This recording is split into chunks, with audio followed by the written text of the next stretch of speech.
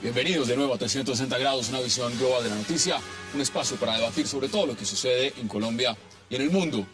Y hoy arrancaremos hablando sobre lo que significa la cumbre de la Alianza del Pacífico, que definiría el futuro estratégico y comercial de varios países de la región. Los mandatarios de México, de Perú, de Colombia, de Chile, de Costa Rica buscarán una mayor integración regional, no solo desde el punto de vista comercial, pero también cultural, de libre tránsito y de varios fondos de cooperación. ¿Es esta alianza clave para el desarrollo de estos países o es simplemente un TLC más? ¿Ponen estos acuerdos en riesgo la economía interna, por ejemplo, de Colombia, o todo lo contrario? Tema de debate esta noche en 360.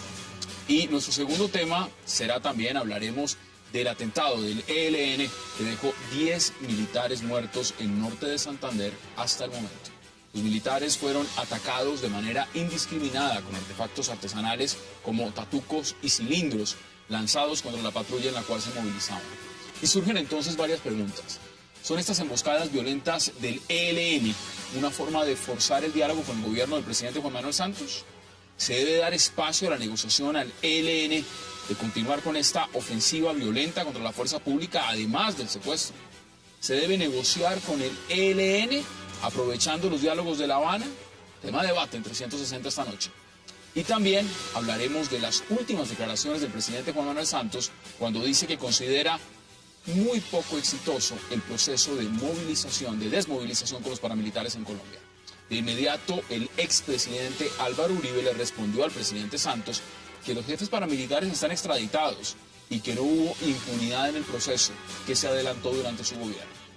¿Tiene razón el presidente Santos en su apreciación?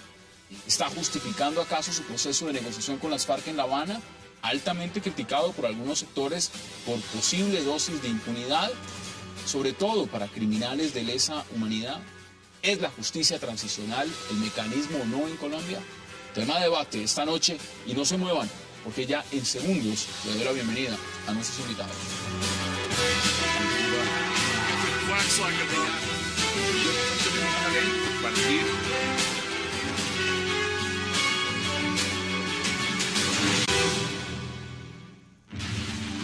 Un televisor que puedes controlar con tus movimientos y que se ajusta a lo que estás viendo. Nuevo Samsung Smart TV, la más avanzada experiencia en televisión.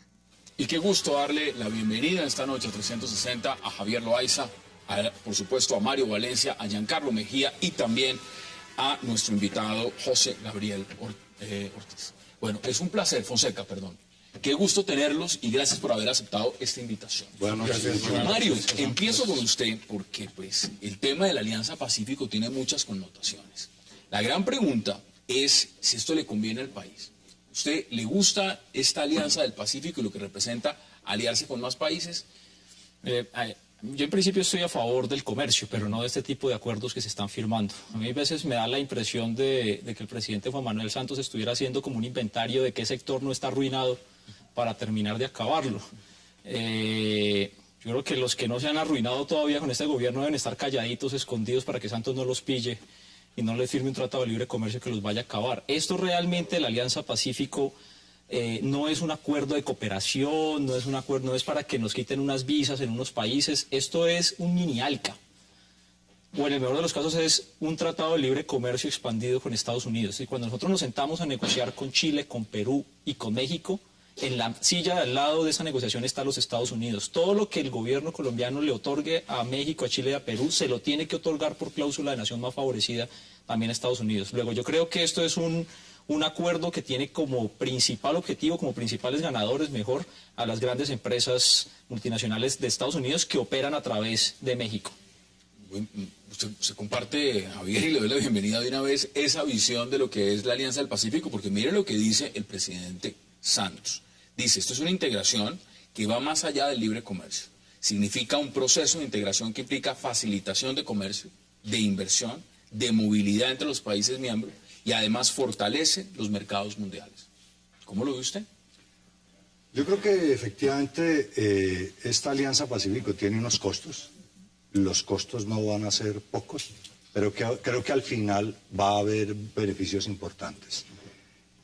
Creo también, como tú lo dices, que es como un ALCA, es de alguna manera resucitar el ALCA que nunca se pudo construir y que nunca Chávez dejó construir. Me parece que es una manera de reeditarlo.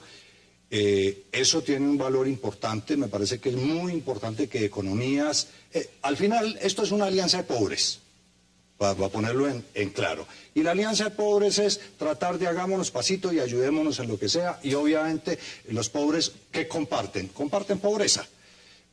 Como en todos los negocios y en todas las alianzas, los que llevan la mejor parte son los que están mejor preparados.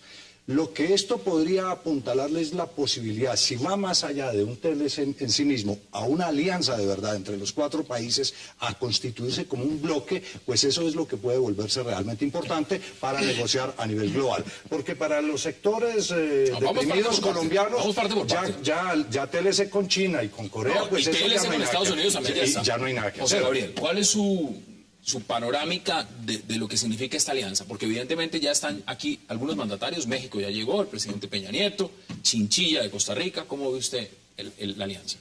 Pues yo en principio creo que es una alianza conveniente, pero depende de las condiciones que se negocien, ¿no? Es muy diferente, digamos, esta alianza a un TLC con Estados Unidos, en donde desafortunadamente, y ya lo estamos viendo, ese tratado es perjudicial para muchos sectores importantes de la economía colombiana. Pero mire lo que dice Mario. Por ejemplo, la agricultura. Claro. Mario dice que al final esto termina siendo otra ramificación de lo mismo. Es volver el ganador final frente a la Alianza del Pacífico. Sigue siendo... No, salvo lo que dice Mario, con lo que yo estoy de acuerdo, porque ahí hay unas cláusulas que pueden favorecer, digamos, o reforzar, digamos, los intereses de Estados Unidos, que ya tiene el TLC con Colombia, en condiciones para Colombia muy desventajosas, como se está demostrando. El hecho de que estas economías de la Alianza del Pacífico sean economías con unos niveles más o menos parecidos, puede derivarse en beneficios a la larga. Depende de cómo se negocie, depende de las condiciones que se establezcan. Porque las alianzas por sí mismas no son malas, ni el libre comercio, pero no es normal. Debe su partido. Bueno, hay varias perspectivas acá. Una es la que han tocado acá en la mesa desde el punto de vista eminentemente económico, si es un TLC ampliado. Yo quisiera poner sobre la mesa otros puntos, como el geopolítico y geoestratégico. Esta cuenca del Pacífico y todos los intereses que en ella se concitan, es evidente que va a tener una representación en esta 7ª cumbre, sobre todo por los países que vinieron como observadores, cómo se amplía el espectro. Fíjense ustedes la gran repercusión que está teniendo en el área la visión china, y a veces consideraban algunas personas que esta visión del canal interoceánico por Nicaragua y las pretensiones y la posición de la Corte Internacional de Justicia de la Haya eran totalmente desacertadas, pero lo que vemos es que cada vez más se va consolidando un eje sobre el Pacífico, y esto es importante tenerlo en cuenta. También vemos una posición de Centroamérica, que es bastante importante desde el punto de vista de integración. Esto podría hacerlo en contrapeso. Y una burocratización de Mercosur que también podría ser aprovechada como un bloque... Como bloque frente. Bloque, sobre todo que es un bloque que produce el 45% del PIB de la región.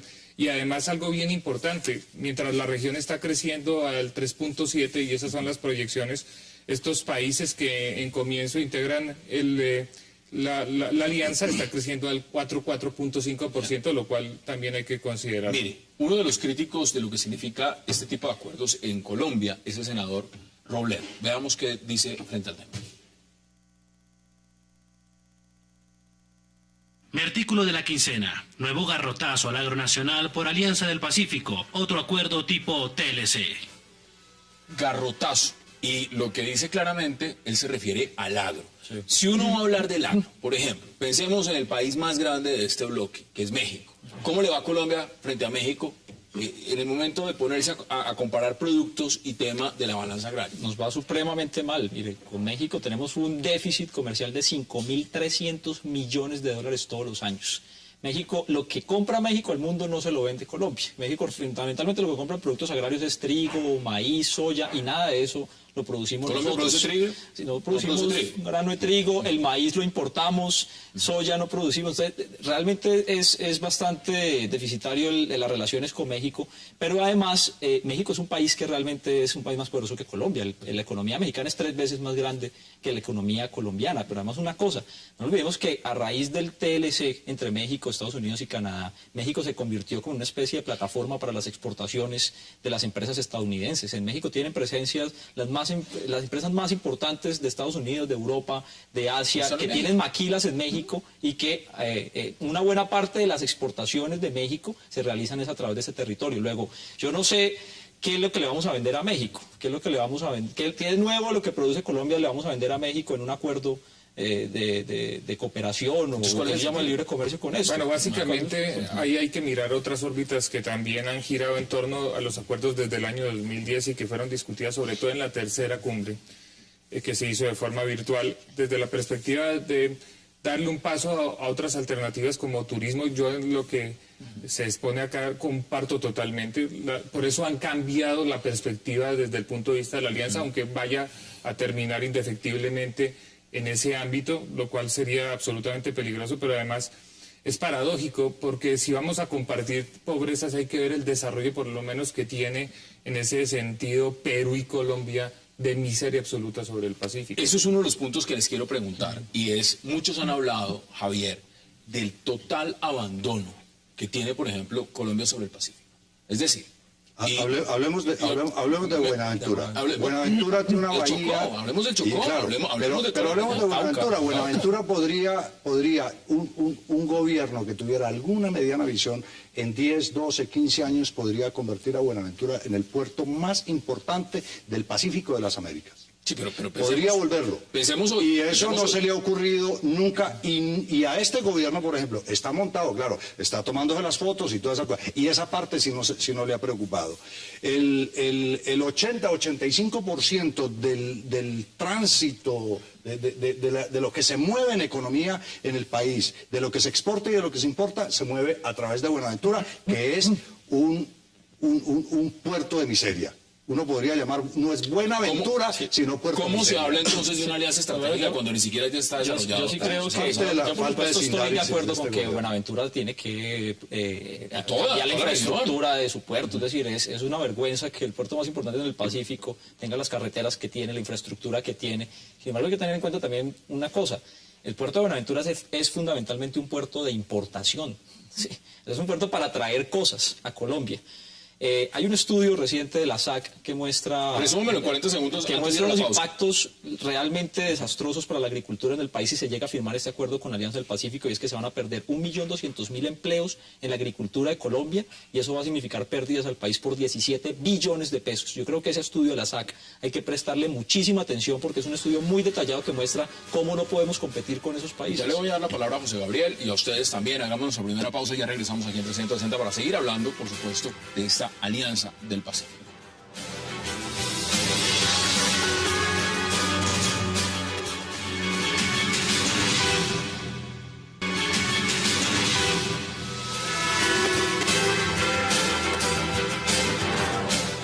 Regresamos a 360. José Gabriel, tiene usted la palabra. Quiero agregarle, por ejemplo, Óscar Collazos, periodista en Colombia, escribe algo que define muy bien la perspectiva de cómo él ve esta Alianza Pacífico.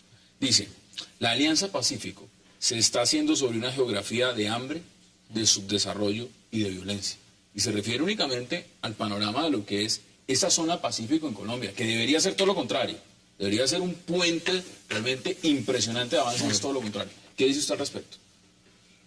Pues claro que hay una serie de limitaciones, digamos, para calcular los efectos positivos de la alianza. Yo creo que, y tiene razón Collazos, digamos, estos son países, por ejemplo, Perú y Colombia, que tienen unos niveles de pobreza y de atraso impresionante, empezando por el tema de la infraestructura, ¿no? Es que no se entiende cómo un país como Colombia, que no ha desarrollado su infraestructura para responder a las urgencias y a las necesidades de un TLC o una alianza. Aquí lo está admitiendo el propio ministro de Comercio, está diciendo reconocemos que el más atrasado Claro. en ese acuerdo de infraestructura Es de que la región tenemos un atraso de por lo menos 80 años. Estamos más atrasados que Bolivia. Chile, por ejemplo, Infraestructura, tiene más carretera a Bolivia. Chile, por ejemplo, y Perú, y el mismo Ecuador, tienen una infraestructura ya más o menos acorde con las necesidades de un comercio hacia los países del Oriente, Asia, hacia Japón. ¿Ustedes creen que Nosotros no hemos ¿ustedes creen desarrollado... que es un tema también de negligencia en un aspecto? Colombia es el único país suramericano, el único de Sudamérica que tiene los dos océanos. Es el único. Los demás han tenido que desarrollar sus costas hacia el Pacífico. Pero no tiene concepción territorial. sí, pero Nunca la ha tenido ¿cómo desde se el siglo explica? Hay un problema, y es que... Acabamos de perder con Nicaragua hasta mar y y estamos a punto de lograr Las élites colombianas, discúlpeme, las élites colombianas han abandonado el Pacífico y ahora quieren, digamos, forzar, ojalá sea un pretexto para progresar.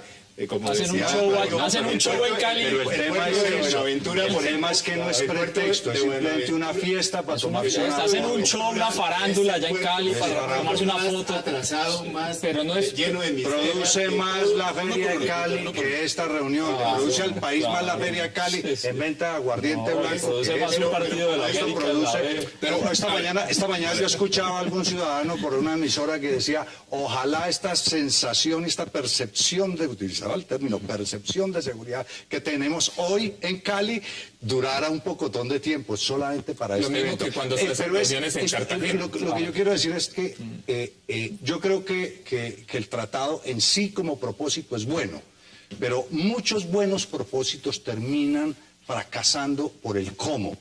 Y el cómo es que este gobierno lo está haciendo, y este es un gobierno de ambivalencias, este es un gobierno que no tiene sindéresis, que debería estar aprovechando esto para hacer lanzamiento de una gran política de Estado para la recuperación del Pacífico colombiano. La responsabilidad no está No, es solamente en histórica, este no es gobierno. histórica. Pero ese acuerdo lo está firmando este Pero lo está gobierno. firmando este Pero gobierno eso haciendo. le pasó Pero además, allá. pero sí liguémoslo a un tema. La semana pasada anunció que quiere que lo reelijan y si se eligió por dos razones, porque le iba a cuidar los huevitos a Uribe y segundo porque iba a arrancar con 4 locomotoras, que ni siquiera arrancaron locomotoras de carbón. Aquí ha hablado también, por supuesto, la señora canciller. Veamos declaraciones.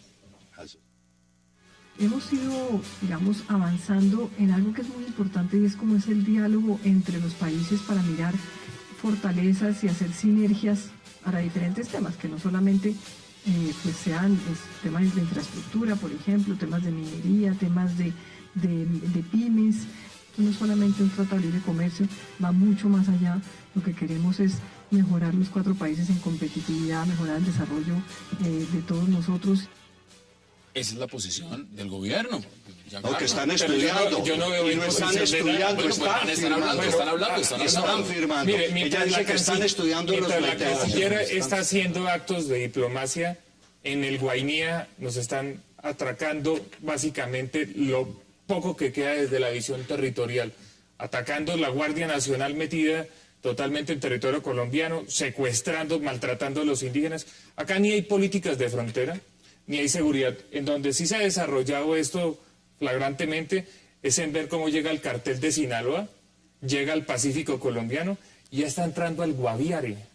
Ya manejan acá el microtráfico en Bogotá, en el Bronx. Para eso sí se desarrolla la Alianza del Pacífico, para un circuito de violencia y fuera de eso de delincuencia transnacional. Esto a futuro, y deme cifras, porque acá hay un tema fundamental. Mire, cuando uno dice es que vamos a tener libre tránsito, como si, entonces inmediatamente genera aplausos. Ah, qué maravilla. No, pues ya no vamos a tenemos ver que hacer aeropuerto, fila de la media visa, hora en la embajada para que pero nos den se la va a visa. entregar parte de lo que puede ser el agro. Del agro. O se puede entregar Todo otro el sector agro. sencillamente frente a la figura de que ya vamos a poder viajar fácilmente sin tener que tener visa. Deme cifras, porque lo interesante es verlo en comparativo. Sí, es que el gobierno pues es experto en eso, en dar discursos. Entonces ayer salió Santos y dijo, no, es que somos vamos a hacer la 8ª economía del planeta. Y yo, vamos a hacer la 8ª economía porque México es la 7ª. No es porque nosotros seamos pues porque tengamos capacidad realmente de ser la 8ª economía, pero además eso qué, o sea, ¿qué significa que seamos la 8ª economía? Hay que mirarlos en detalle, a ver qué le beneficia a Colombia de eso. Pero no se puede cerrar en ¿qué ese le momento y beneficia a decir que Colombia de los eso? tratados de libre comercio El no funcionan. 98% de lo que se va a negociar con esos países ya está liberalizado. El 98% del comercio, o sea, ahí no hay nada nuevo que ganar. No vamos a ganar más en materia arancelaria. Pero además, lo que podríamos venderle a esos países, Colombia no lo produce, que es que esa es la discusión. La discusión no es si tenemos la posibilidad de venderle a México, a Chile o a Perú, o a través de ese acuerdo de cooperación de Alianza Pacífico a Asia. El problema es qué es lo que producimos en Colombia que podamos venderle. ¿Qué le vamos a vender a esos países? ¿El maíz que no producimos? ¿Los celulares que no producimos? ¿Los computadores que no producimos? Pero fíjense una cosa, estamos importando café de Perú. Sí. Estamos importando sombreros volteados de China. Esos son los tratados de libre comercio. Yo creo que lo único que falta con todo eso es que terminemos importando ministros. Vamos al origen, Hassan. En el fondo hay un cuestionamiento que me alegra mucho, ¿no? Un poco extraño para mí, pero es un cuestionamiento al tema del neoliberalismo y de la globalización. Eso es un tema de un contenido ideológico tremendo, pero yo a veces veo como posiciones contradictorias respecto a las posiciones que se tenían antes en relación con el TLC con Estados Unidos, que era en una época bueno para mucha gente partidaria del gobierno anterior que lo impulsó a rajatabla. Entonces, qué bueno compartir digamos, opinión sobre el tema del libre comercio, que no debe ser una entrega de soberanía como ocurrió con el TLC con Estados Unidos. No se puede desconocer que todos esos países, evidentemente, trabajan sobre una agenda de TLCs, de tratados de libre comercio. No, esto es un dogma, esto es un dogma. Por eso es que la única forma de competir, no puede tampoco decir. Por sí mismo no es malo, por sí mismo depende de las condiciones que establece. No estamos hablando de realizar un acuerdo con estos países para de regular unos mercados y todo eso. Cuando hablamos de tratados de libre comercio no estamos hablando de eliminar aranceles. El Tratado de Libre Comercio con Estados Unidos y con Canadá y con Europa. ¿Cómo le Estados Unidos está contento con el Tratado de Libre Comercio? 600 páginas donde se habla sobre todos los aspectos de la vida de los colombianos. Y en el TLC, que eso lo veníamos advirtiendo desde hace años, ya se comprobó que sí era así. O sea, todo lo que decíamos antes de decir, mire, nos va a ir mal en el TLC, entonces cuando decíamos nos va a ir mal en el TLC no es que ustedes son muy pesimistas. Y ahora que nos inundamos de mercancías de TLC, nos dicen, no, es que esa era la idea, comprar más barato. ¿Qué dice Estados Unidos sobre el TLC? Lo dice el Departamento Comercial de los Estados Unidos. El potencial del comercio entre Estados Unidos y Colombia es emocionante. El futuro de nuestras relaciones económicas construido sobre el TLC es brillante. Y eso es lo que dice el gobierno de los Estados Unidos. Claro, pero debemos aceptar que se está exportando todo lo que quiere. Debemos aceptar que aquí ese negocio con una gran potencia, que ha tenido mucha influencia política y económica en Colombia, fue un muy mal negocio. Y se advirtió de fue mal negocio porque se hace sobre la base de un dogma. Pensemos en esto. Veamos un tema, el origen de esta alianza. Yo estaba tratando de recordar y ahora lo recordamos precisamente fuera de cámara. Esto se lo inventó Alan García, y fue una respuesta de Alan García a todos los movimientos integratorios bajo la égida Chávez. Al ALBA, a Petrocaribe, todo eso. Entonces, desde esa perspectiva no lo hemos analizado, pero ahí podría haber un valor. El tema es que esta cosa política se está moviendo y cada 4 años, porque ahora resulta que según vemos, Santos es el candidato de las FARC. Entonces, ¿cómo así? Entonces ahora esto también va a pasar para allá. De modo que aquí no sabemos qué va a pasar. Eso es un calificativo ya muy... Eso es lo que están diciendo ahora. En la perspectiva de lo que significa una alianza de estas, una alianza con países vecinos, países hermanos, países de la región, si usted tuviera que resumir esto en 20 segundos, ¿usted lo ve como algo positivo? ¿O sencillamente es algo que a Colombia en el largo plazo le puede significar más problemas que beneficios? Si se sale el concepto clásico de lo que serían TLCs y manejo de TLCs en el sentido de mirarlo desde otras aristas, sí lo puede ser. Inclusive crearle un contrapeso bien grande a lo que pasa en el Brasil y todo el manejo que se está dando con CARICOM en el Caribe y las crisis de Mercosur. Sí se podría dar desde esa perspectiva. Si cambia la perspectiva y se maneja desde la órbita eminentemente de un TLC ampliado al nivel ALCA o una revalidación de eso, no. Demos sus conclusiones en 20 segundos. De acuerdo.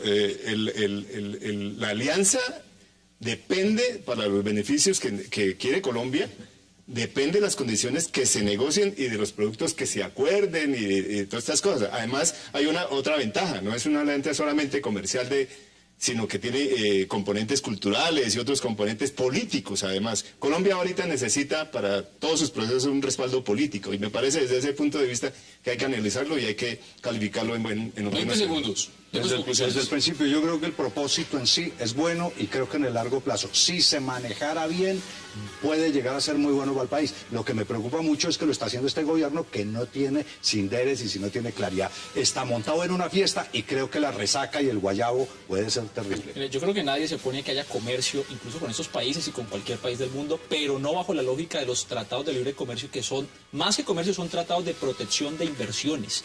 La prueba es que en esa cumbre hay 9 jefes de Estado, pero hay 400 empresarios viendo a ver qué negocio pueden hacer con un país como Colombia. Yo seguiría las recomendaciones de Nuriel Rubini, el economista muy famoso de la Universidad de Nueva York, cuando vino a Colombia y dijo, ustedes olvídense de esa vaina del libre comercio, céntrense en su mercado interno, en una integración regional, porque eso es lo que realmente desarrolla los países. Fortalecimiento del mercado interno, más que el libre comercio en el que no estamos sacando ningún provecho. Es que las cifras son evidentes en que no nos estamos beneficiando de eso. Mario, gracias por habernos acompañado en este bloque. Gracias. Para el siguiente vamos a la pausa porque vamos a hablar también del ELN y de unas críticas al proceso de desmovilización de los paramilitares. Ya regresamos.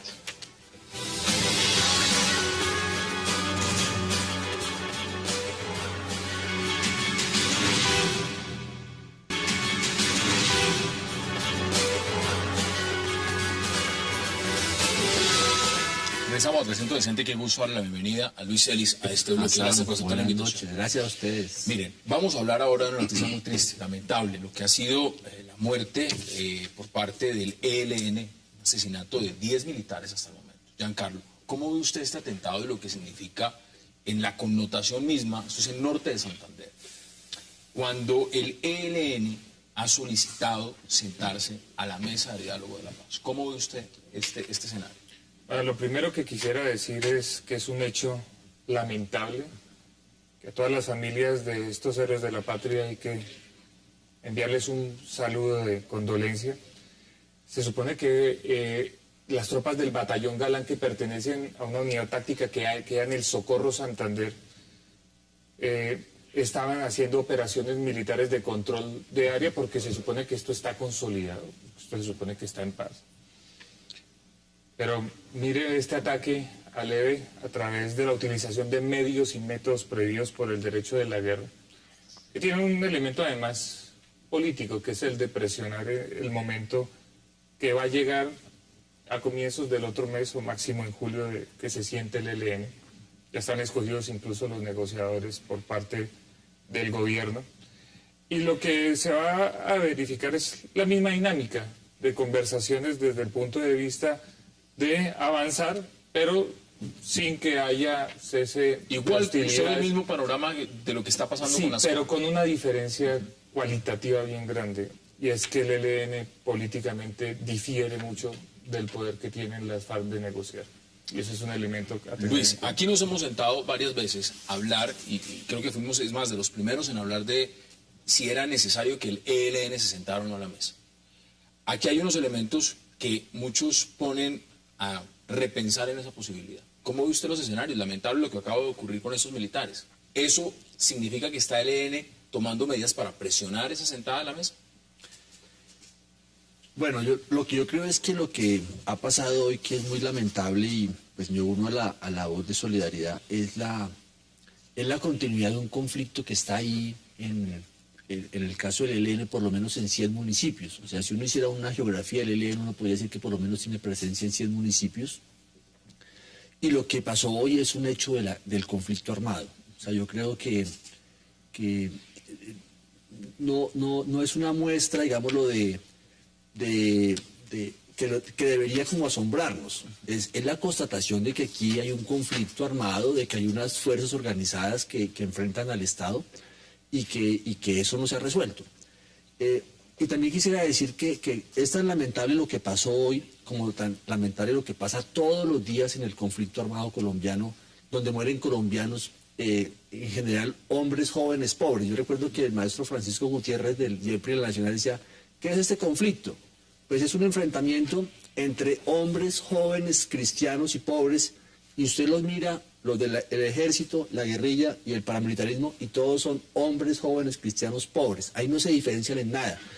Entonces yo creo que eso es lo que hay que resolver. Eso es lo que hay que resolver. Esa es su Y opinión. por supuesto yo creo que el ELN también manda una señal de que es una fuerza activa, organizada, y que aspira a una mesa de negociaciones y también presiona hacia allá. ¿Qué dice usted, Javier? Pues a mí me parece que es perverso y es criminal. No solo lamentable, es perverso y es criminal. Y es perverso y es criminal, además aprovechando unos, digamos, como un perfil, como un estilo de este gobierno. Este es un gobierno que la percepción que tienen los adversarios en ese caso es que es un gobierno débil y que si le hacen ¡bum!, lo asustan facilito y que lo van a llevar a la mesa. Y yo creo que el presidente Santos está en el propósito de firmar unos acuerdos de paz. Yo creo que él tiene claro que la paz no la va a construir.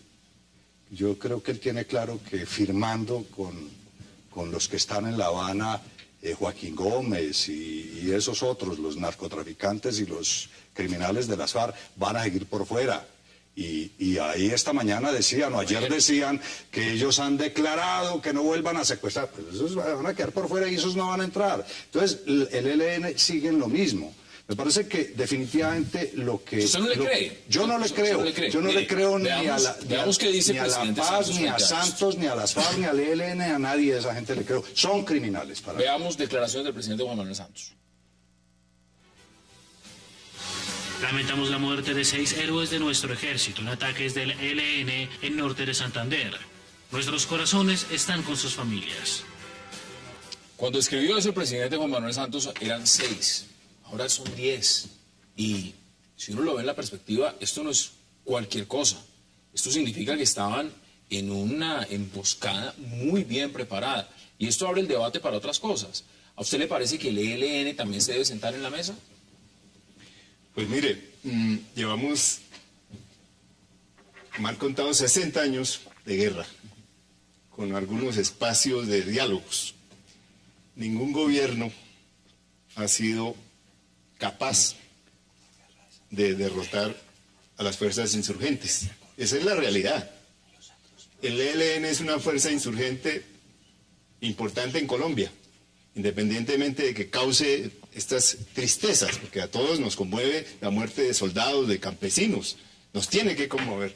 Pero Colombia está condenada, frente al hecho de que el Estado ha sido incapaz de derrotarlos, está condenada al diálogo y a buscar la negociación política.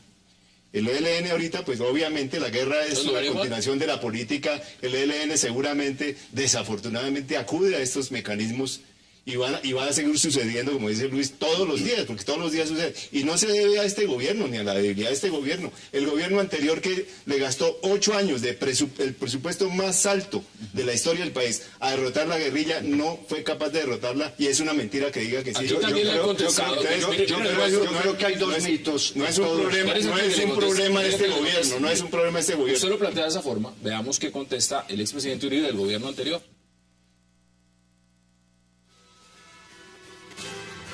Presidente Santos, diga la verdad. Paramilitares responsables de atrocidades están extraditados en cárceles aquí, prófugos, pero nunca con impunidad. Esa declaración es de lo que vamos a tratar más adelante, que tiene que ver con el tema de los paramilitares y el proceso de desmovilización. Lo que sí ha sido claro es que el expresidente Uribe le contestó también que si se le había abierto también en alguna medida los micrófonos y lo demás a las FARC. ¿Ustedes creen que el ELN en este momento está en una posición de ventaja como podía estar hace un año?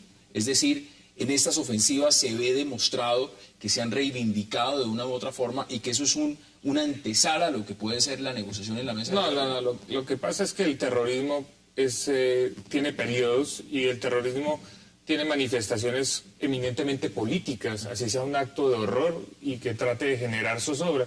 Esto es un acto aislado, eminentemente, pero preocupa que sea en una zona de consolidación frente a tropas que estaban haciendo control territorial, que eso a veces en el análisis nunca se mira. Y obviamente lo que están es presionando y diciendo, nosotros estamos acá y estamos vigentes y tenemos un espacio y controlamos áreas del territorio. Al gobierno puede que no le guste que diga que controlan áreas del territorio, pero es una verdad de apuño, porque una operación militar puede ser de inteligencia. Y puede que yo no vea la parte armada, pero ellos están ahí y precisamente llegan y a unidades como estas, que es una unidad, un pelotón, le hacen una emboscada y mueren soldados. ¿Eso qué quiere decir? Que ellos han hecho una preparación y han obtenido una ventaja estratégica sobre el terreno. Y es cierto, militarmente no se les puede ganar, eso lo sabemos hace tiempo. Pero algo que sí pasó en los 8 años anteriores es que esto estaba totalmente decidido desde el punto de vista de dónde se puede llegar militarmente y cuándo ponerlos bajo unas condiciones. Hoy en día cambiaron esas condiciones. Sí. Yo lo que creo, y seguramente esto podrá generar ampollas, el Twitter me va a acusar de todo lo que quiera a los tuiteros, pero a ver, yo creo que en esto se ha generado también un mito, del cual también hay mucha gente que hace negocio, digamos, muchos intelectuales que se dedican a eso. Aquí hubo una época de unos violentólogos que se dedicaron y vivieron de eso un tiempo y como que pasaron de moda. El mito de los 50 o 60 años de guerra. Aquí me parece que la guerra, cuando una guerra es total, o una guerra, y hubo al final del gobierno de Samper, sí hubo unos espacios de ofensiva de la guerrilla que secuestran, pero generalmente esa guerra de guerrillas ha sido en su gran mayoría periférica, y un poco como lo decías tú, con los pobres y campesinos. Y entonces, el decir que el país lleva, todo el país, en los grandes centros urbanos esa guerra no aparece, ese es un mito. Y el mito de la paz también es lo que la gente quiere, no es la paz, y a eso le llaman paz. Lo que la gente quiere es que no asesinen, que no maten, que no secuestren y que no boleteen. Después de comerciales, porque también quiero preguntarle, Luis, sobre el tema de las declaraciones del presidente Santos frente a la desmovilización de paramilitares. Vamos a la pausa y ya regresamos.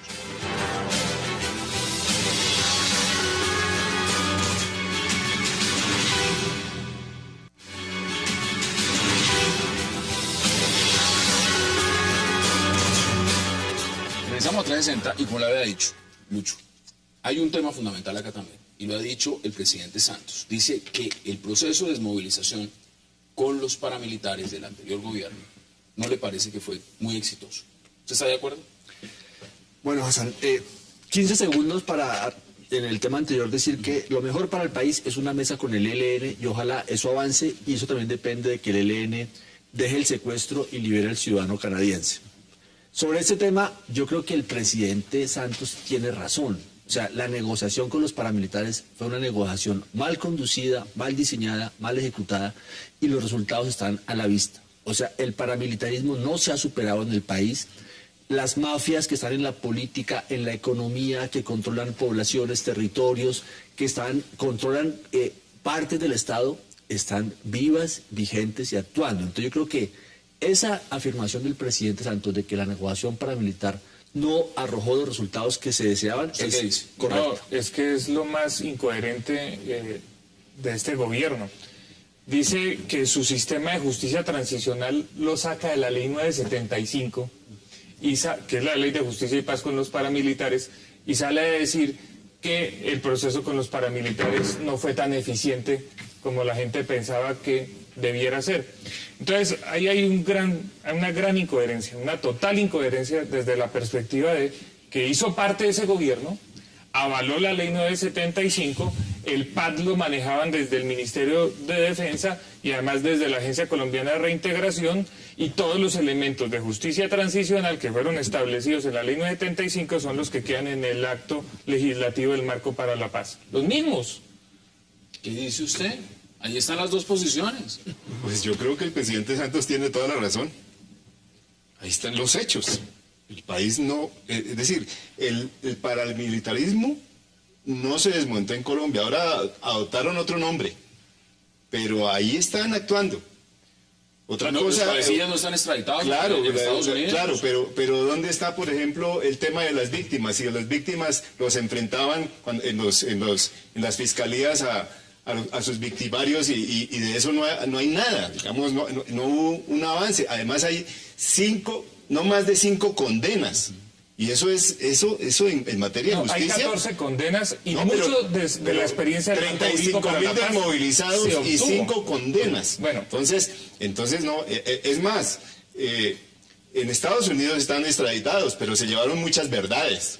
Y fuera de eso, en Estados Unidos ya se está viendo, están soltando, después de 4 o 5 años o menos, se están soltando a los jefes paramilitares. Vamos ¿Y dónde está la justicia entonces? Es decir, que si en ese contexto tiene la razón, ¿por qué el presidente Santos no lo dijo cuando era Porque ministro de hasta Defensa? ahora se da cuenta. ¿Por qué no se pronunció en el momento en que estaba efectuando? Han pasado de eso acá, no ha pasado ya 6 meses, ni 3 meses, han pasado años.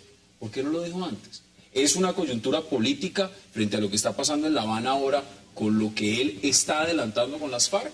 Yo lo que creo que no lo podía decir porque era el subordinado del presidente. Yo lo que creo, entonces. sí, pero hace 3 años que no lo es. Yo creo que es un acto de cinismo.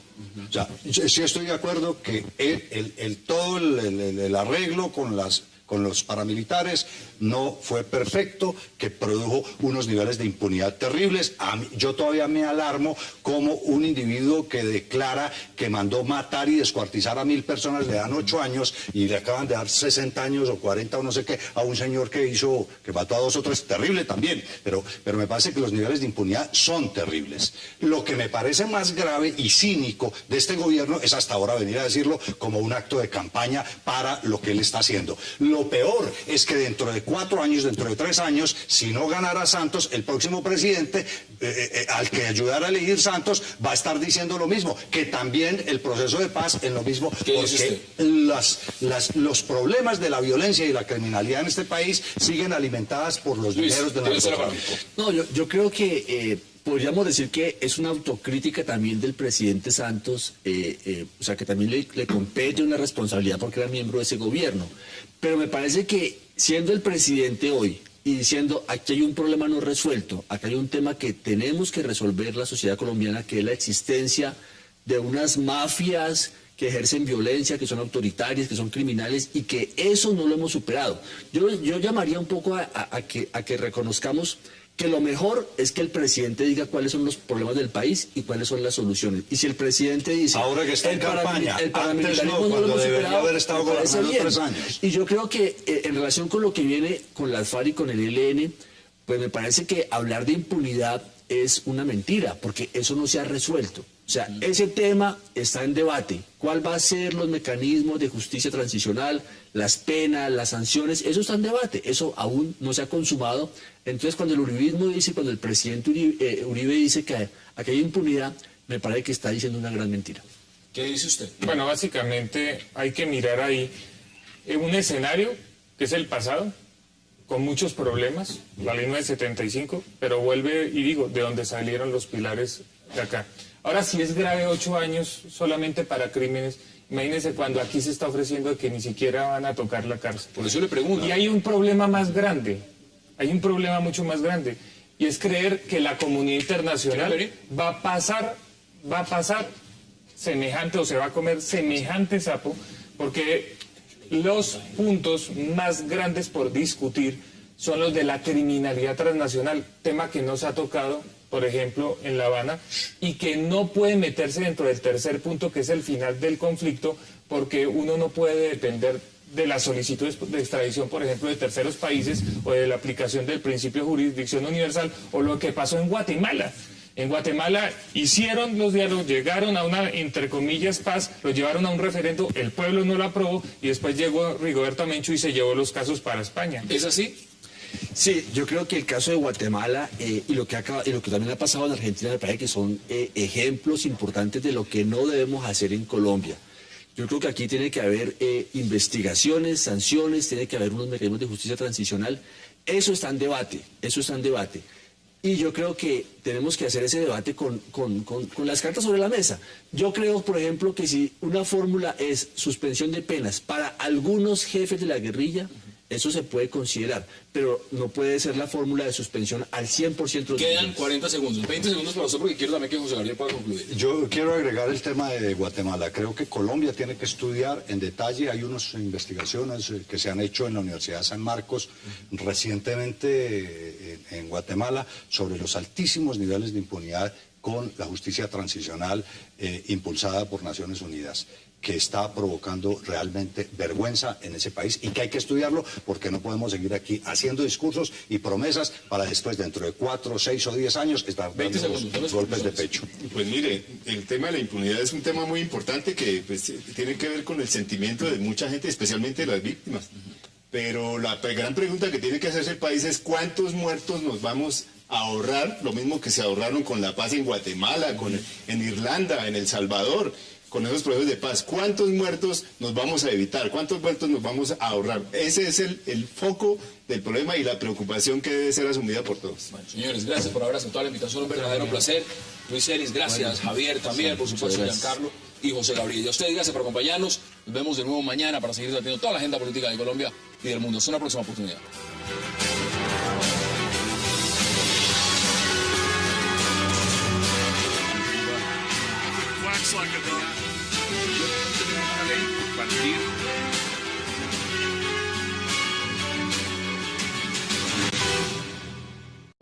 Qué gusto tenerlos y gracias por haber aceptado esta invitación. Bueno, gracias. Mario, empiezo con usted porque pues, el tema de la Alianza Pacífico tiene muchas connotaciones.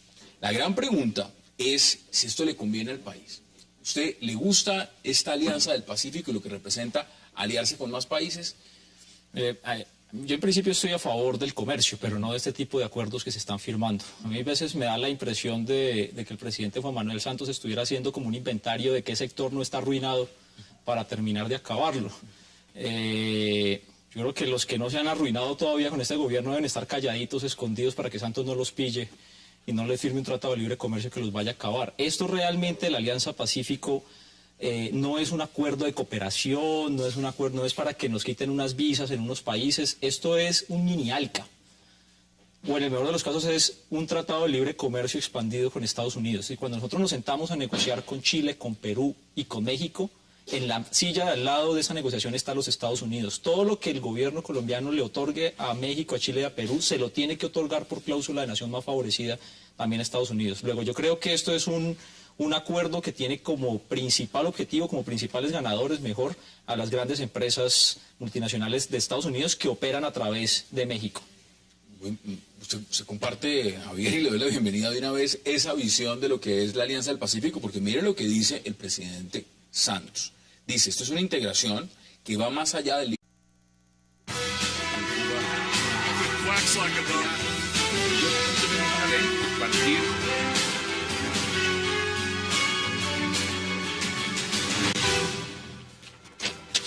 Bienvenidos de nuevo a 360 grados, una visión global de la noticia, un espacio para debatir sobre todo lo que sucede en Colombia y en el mundo. Y hoy arrancaremos hablando sobre lo que significa la cumbre de la Alianza del Pacífico, que definiría el futuro estratégico y comercial de varios países de la región. Los mandatarios de México, de Perú, de Colombia, de Chile, de Costa Rica, buscarán una mayor integración regional, no solo desde el punto de vista comercial, pero también cultural, de libre tránsito y de varios fondos de cooperación. ¿Es esta alianza clave para el desarrollo de estos países o es simplemente un TLC más? ¿Ponen estos acuerdos en riesgo la economía interna, por ejemplo, de Colombia, o todo lo contrario? Tema de debate esta noche en 360. Y nuestro segundo tema será también, hablaremos del atentado del ELN que dejó 10 militares muertos en norte de Santander hasta el momento. Los militares fueron atacados de manera indiscriminada con artefactos artesanales como tatucos y cilindros lanzados contra la patrulla en la cual se movilizaban. Y surgen entonces varias preguntas. ¿Son estas emboscadas violentas del ELN una forma de forzar el diálogo con el gobierno del presidente Juan Manuel Santos? ¿Se debe dar espacio a la negociación al ELN de continuar con esta ofensiva violenta contra la fuerza pública, además del libre comercio? Significa un proceso de integración que implica facilitación de comercio, de inversión, de movilidad entre los países miembros y además fortalece los mercados mundiales. ¿Cómo lo ve usted? Yo creo que efectivamente esta Alianza Pacífico tiene unos costos. Los costos no van a ser pocos, pero creo que al final va a haber beneficios importantes. Creo también, como tú lo dices, que es como un ALCA, es de alguna manera resucitar el ALCA que nunca se pudo construir y que nunca Chávez dejó construir. Me parece que es una manera de reeditarlo. Eso tiene un valor importante, me parece que es muy importante que economías... al final, esto es una alianza de pobres, para ponerlo en claro. Y la alianza de pobres es tratar de hagámonos pasito y ayudémonos en lo que sea, y obviamente los pobres, ¿qué comparten? Comparten pobreza. Como en todos los negocios y en todas las alianzas, los que llevan la mejor parte son los que están mejor preparados. Lo que esto podría apuntalarles es la posibilidad, si va más allá de un TLC en sí mismo, a una alianza de verdad entre los 4 países, a constituirse como un bloque, pues eso es lo que puede volverse realmente importante para negociar a nivel global. Porque para los sectores deprimidos colombianos, ya TLC con China y con Corea, pues y eso TLC ya no hay con nada Estados que, Unidos también ya está. ya no hay nada que José hacer. Gabriel, ¿cuál es su panorámica de lo que significa esta alianza? Porque evidentemente ya están aquí algunos mandatarios, México ya llegó, el presidente Peña Nieto, Chinchilla de Costa Rica, ¿cómo ve usted la alianza? Pues yo en principio creo que es una alianza conveniente, pero depende de las condiciones que se negocien, ¿no? Es muy diferente, digamos, esta alianza a un TLC con Estados Unidos, en donde desafortunadamente, y ya lo estamos viendo, ese tratado es perjudicial para muchos sectores importantes de la economía colombiana. Pero mire lo que dice Mario. Por ejemplo, la agricultura. Claro. Mario dice que al final esto termina siendo otra ramificación de lo mismo. Es volver el ganador final frente a la Alianza del Pacífico. Sigue siendo... No, salvo lo que dice Mario, con lo que yo estoy de acuerdo, porque ahí hay unas cláusulas que pueden favorecer, digamos, o reforzar, digamos, los intereses de Estados Unidos, que ya tiene el TLC con Colombia, en condiciones para Colombia muy desventajosas, como se está demostrando. El hecho de que estas economías de la Alianza del Pacífico sean economías con unos niveles más o menos parecidos, puede derivarse en beneficios a la larga. Depende de cómo se negocie, depende de las condiciones que se establezcan. Porque las alianzas por sí mismas no son malas, ni el libre comercio, pero no es malo. Deme su partido. Bueno, hay varias perspectivas acá. Una es la que han tocado acá en la mesa desde el punto de vista eminentemente económico, si es un TLC ampliado. Yo quisiera poner... Pues se debe negociar con el ELN, aprovechando los diálogos de La Habana, tema de debate en 360 esta noche. Y también hablaremos de las últimas declaraciones del presidente Juan Manuel Santos, cuando dice que considera muy poco exitoso el proceso de movilización, de desmovilización con los paramilitares en Colombia. De inmediato, el expresidente Álvaro Uribe le respondió al presidente Santos que los jefes paramilitares están extraditados y que no hubo impunidad en el proceso que se adelantó durante su gobierno. ¿Tiene razón el presidente Santos en su apreciación? ¿Está justificando acaso su proceso de negociación con las FARC en La Habana, altamente criticado por algunos sectores por posible dosis de impunidad, sobre todo para criminales de lesa humanidad? ¿Es la justicia transicional el mecanismo o no en Colombia? Tema de debate esta noche, y no se muevan, porque ya en segundos le doy la bienvenida a nuestros invitados.